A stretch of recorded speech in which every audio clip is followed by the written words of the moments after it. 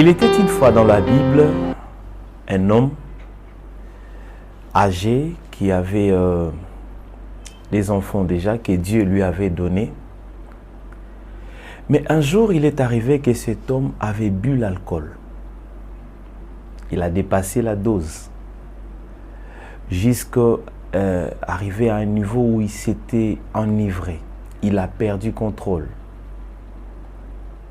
La Bible dit qu'il s'est découvert devant tout le monde, c'est-à-dire qu'il s'est déshabillé. Tout celui qui était là pouvait découvrir sa nudité. Vous l'avez reconnu, il s'agit de Noé. Nous trouvons son histoire dans le livre de Genèse, chapitre 9. La portion que je viens de relater, vous pouvez la lire à partir du verset 20 au verset 23. Ça peut nous arriver aussi, enfants de Dieu, chrétiens, serviteurs de Dieu. Vous êtes zélés dans les choses de Dieu, vous aimez craindre Dieu, vous influencez les autres à craindre Dieu. Mais lorsque vous rentrez chez vous à la maison, la vie de votre papa, les caractères, les comportements de votre maman est complètement différent de la volonté de Dieu. Que faire, jeunes, enfants, frères ou sœurs, dans le Seigneur, mais avec des parents qui sont païens, avec des parents qui ne cessent d'innover dans des scandales, nuit et jour. Étant qu'enfants de Dieu, comment devons-nous nous comporter dans de telles circonstances? Bien-aimé, la Bible dit « Honore ton père et ta mère ». C'est un verset que nous connaissons tous, c'est un verset qui est lié à une promesse. « Honore ton père et ta mère » pour prolonger tes jours sur la terre. Mais là, nous sommes face à un dilemme. Nous sommes face à des parents qui n'ont pas de valeurs chrétiennes. Cesseront-ils d'être nos parents parce qu'ils ne sont pas chrétiens? Ne mériteront-ils plus notre respect, notre considération? Parce que tu as, entre guillemets, le preuve que ta maman, que ton papa, que ton oncle et ta tante vit dans la sorcellerie, dans l'occultisme, dans la magie. Est-ce qu'il cesse d'être ton père? Est-ce qu'il ne mérite plus d'être respecté par chrétien que tu es?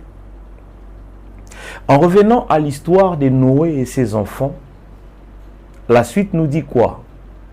Le premier fils qui a découvert la nudité de Noé, son père, est sorti pour aller relater. Non, ça ce n'est pas une bonne attitude. C'est là que j'aimerais me poser aujourd'hui. Ça peut nous arriver de découvrir les faiblesses de nos parents. Ça peut arriver à un certain moment où nous n'arrivons plus à gérer, à garder ça.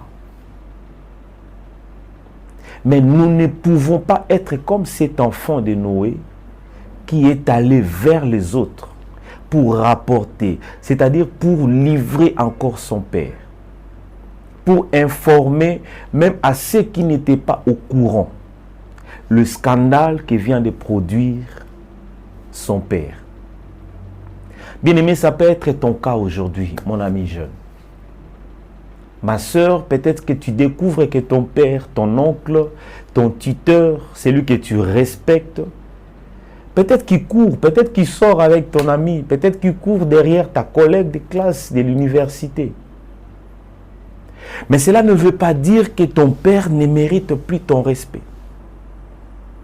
En lisant l'histoire de Noé, nous allons voir que cet enfant qui est allé rapporter le scandale de son père a attiré la malédiction dans sa généalogie. Son fils a été maudit. jusqu'à sa descendance. Par contre, les deux autres qui étaient à l'extérieur, ayant appris le scandale qu'avait produit leur papa, la Bible dit qu'ils ont pris un manteau, ils s'approchaient vers leur père, mais en détournant les regards. Ils ne se sont pas permis de découvrir la nudité de leur père. Voilà la conduite à tenir pour nous, enfants jeunes. Ça peut nous arriver. Peut-être que ça arrive aussi déjà chez vous. Peut-être que ça arrive déjà dans votre famille.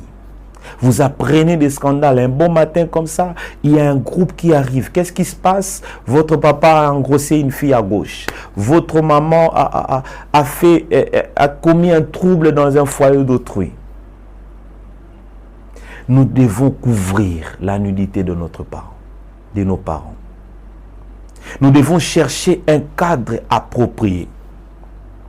Nous devons trouver des personnes capables de faire réfléchir nos parents. Nous n'avons pas le droit de crier sur eux. Nous n'avons pas le droit de les renier. Parce que nous avons des preuves qui sont occultistes, qui sont dans la sorcellerie, qui sont tout le temps dans de bêtises. J'étais une fois à Lubumbashi. Il y a un homme qui est connu dans la ville, je vais taire le nom.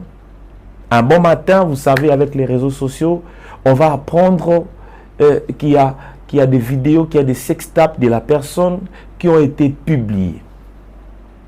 Effectivement, il s'agissait de la personne, du monsieur. Et puis, quelques minutes plus tard, il y a sa fille qui va publier sur son réseau social « Je suis orpheline de père ».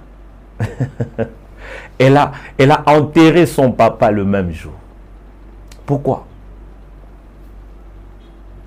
Pourquoi? Les deux fils de Noé avaient décidé de ne pas fixer leur regard, de ne pas fixer leur attention sur la nudité de leur papa. Amis jeunes, je vous propose aujourd'hui aussi la même chose. Si vous vivez de telles choses dans votre famille, de loin ou de près, la première des choses, ne soyez pas de ceux-là qui vont aller vers les autres pour rapporter ce que papa a fait, ou bien ce que maman a fait d'habitude, ce que tantine a fait, ce que l'oncle a l'habitude de faire. Vous ne savez pas, mon oncle c'est un pédophile. Vous ne savez pas, mon papa, je regrette d'être sa fille. Vous ne savez pas, si c'était possible, je pouvais changer de mère. Tu t'attires de malédiction. Ne nous trompons pas, amis jeunes. Le même papa qui vient de commettre des scandales a le pouvoir de prononcer une parole qui peut ruiner ton avenir. Dieu lui donne ses pouvoirs. Dieu n'a pas dit honore ton père qui est chrétien, honore ta mère qui est servante de Dieu. Non, non. Le Seigneur a dit honore ton père et ta mère. Il s'arrête par là. C'est-à-dire, quel que soit leur comportement, quel que soit leur témoignage. Et une autre solution que je voulais vous proposer aujourd'hui, vous êtes chrétien, priez pour votre papa, priez pour votre maman. N'est-ce pas qu'à l'église, on nous enseigne aussi la prière d'intercession, priez pour quelqu'un d'autre.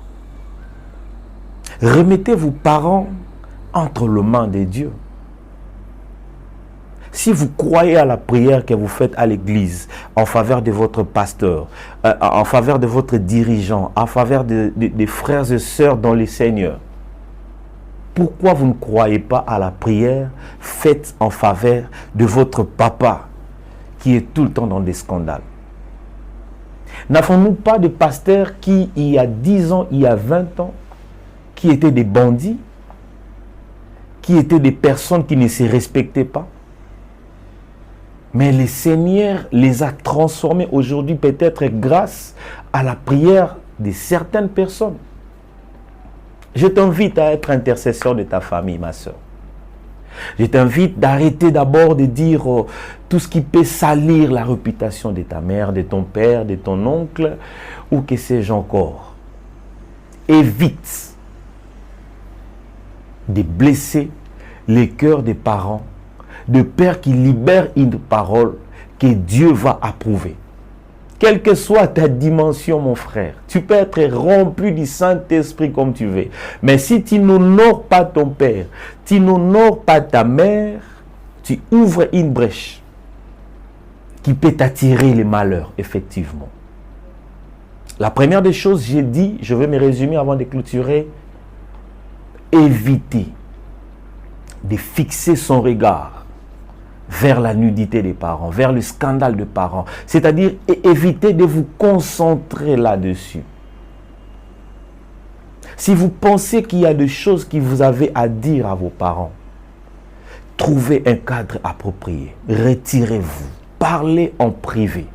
Baissez d'un ton. Baissez encore.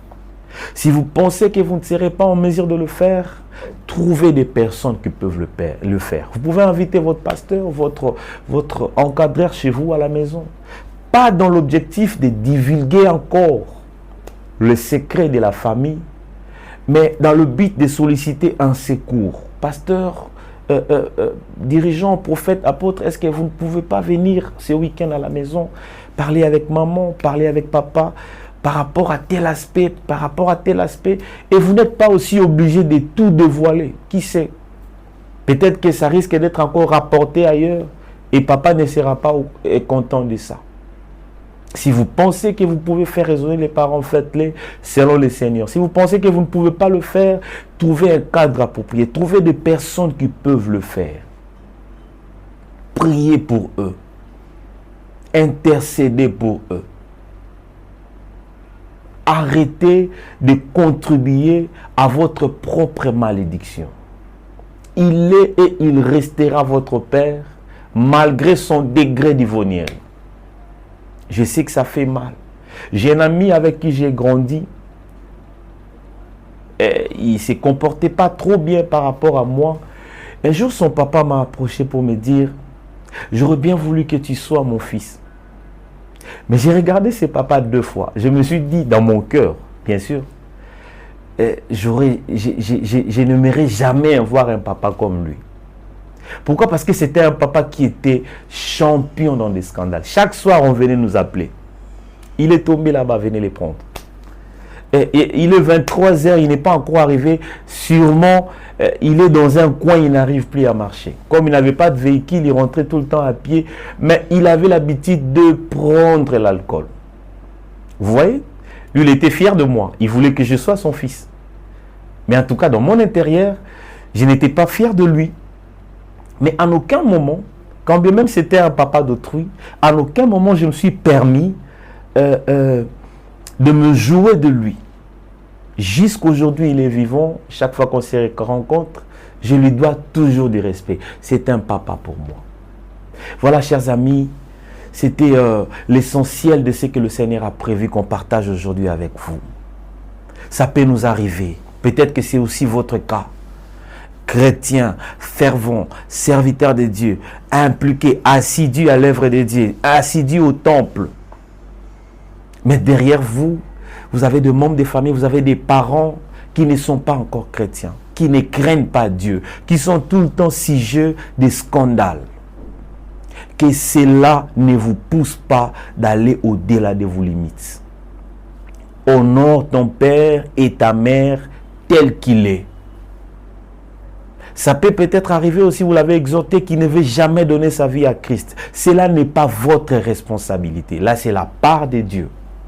Faites votre part, demeurez enfant, tel que la Bible nous l'enseigne. Créez des cadres appropriés pour parler dans le but de trouver des solutions, si le Seigneur peut permettre que ça arrive.